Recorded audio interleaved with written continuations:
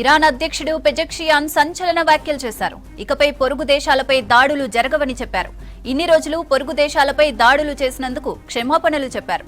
తమపై దాడి జరిగితే ప్రతి దాడులు తప్పవని మాత్రం హెచ్చరించారు ఇరాన్ అధ్యక్షుడు. ఎట్టి పరిస్థితుల్లోనూ ఇజ్రాయెల్, అమెరికా దేశాలకు తాము లొంగిపోయే పరిస్థితి లేదన్నారు. మరోవైపు ఇరాన్పై దాడుల తీవ్రతను ఇకపై మరింత పెంచుతామని అమెరికా అధ్యక్షుడు డొనాల్డ్ ట్రంప్ వార్నింగ్ ఇచ్చారు.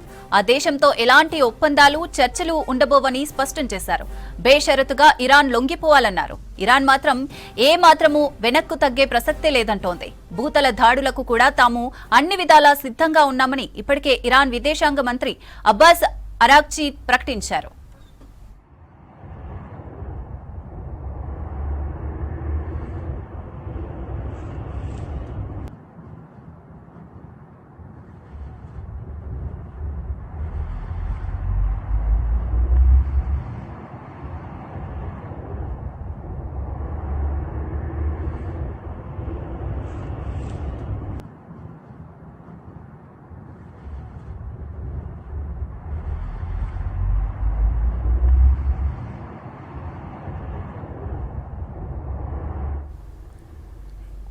మరోవైపు అమెరికా ఆర్థిక శాఖ మంత్రి స్కాట్ బెసెంట్ సంచలన వ్యాఖ్యలు చేశారు.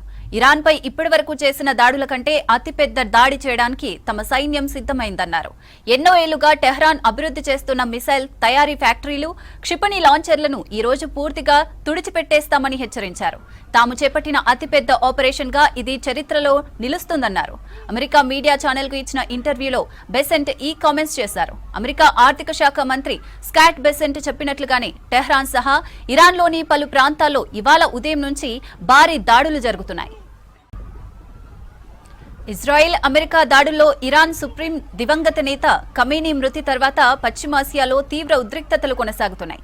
అమెరికా, ఇజ్రాయెల్ కలిసి ఇరాన్పై దాడులు చేస్తోంది. ఇటు ఇరాన్ కూడా ఏమాత్రం తగ్గడం లేదు. గల్ఫ్ దేశాల్లోని యుఎస్ ఎంబసీలే లక్ష్యంగా అటాక్ చేస్తోంది ఇరాన్.